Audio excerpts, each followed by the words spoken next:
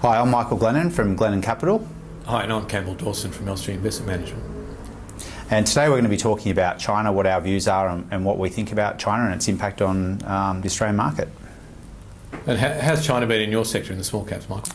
Look, China's had a fantastic influence on the small caps, especially in the small resources and the follow-on effect for small contracting businesses.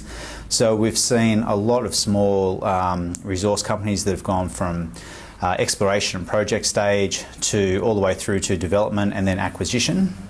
So it's been very positive for us. And Campbell, how's it sort of impacted, or what's your view on?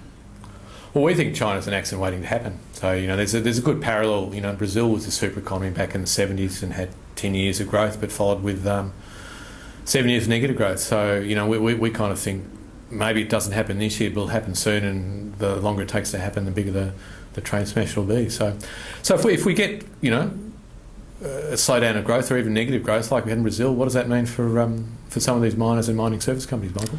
I think the problem for a lot of the small miners is that a lot of the projects were marginal projects, so they had very high costs, very low grades, with very high commodity prices. They became feasible, and people really neglected pricing risk in a lot of those projects. So we're starting to see now that, with large drops in commodity prices, a lot of these projects aren't economic. And even for some of the larger players, like all of the turmoil we've seen with Fortescue and rescheduling their debt. So it really just goes to show you need to be investing in resource projects that have got very low costs. And that's just a natural assumption, I guess, for any business.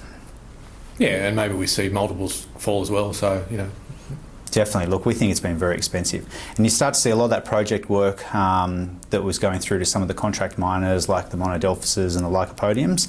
While they've got a very strong book, we've seen how easy it is for the big players like BHP and Rio to cut back on the capital. So on this theory, if China is falling off a wall, yep, what would be the one thing that would make you just get out?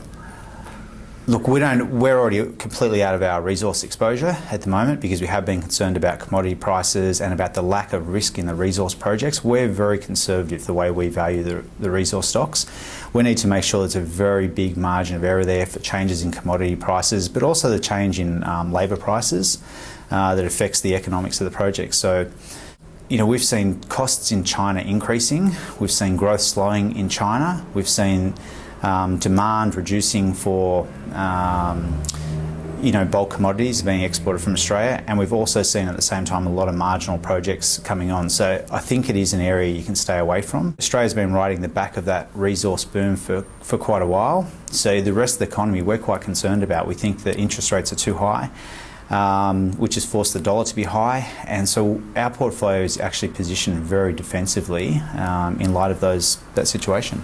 Okay, and what would make you change your mind? Commodity prices came back to more realistic levels, and there was less, and we saw growth improving in China, and we had confidence of what the numbers were, but also, the US is the world's largest economy. If that started to look like it was a lot healthier, we'd be a little bit more comfortable there.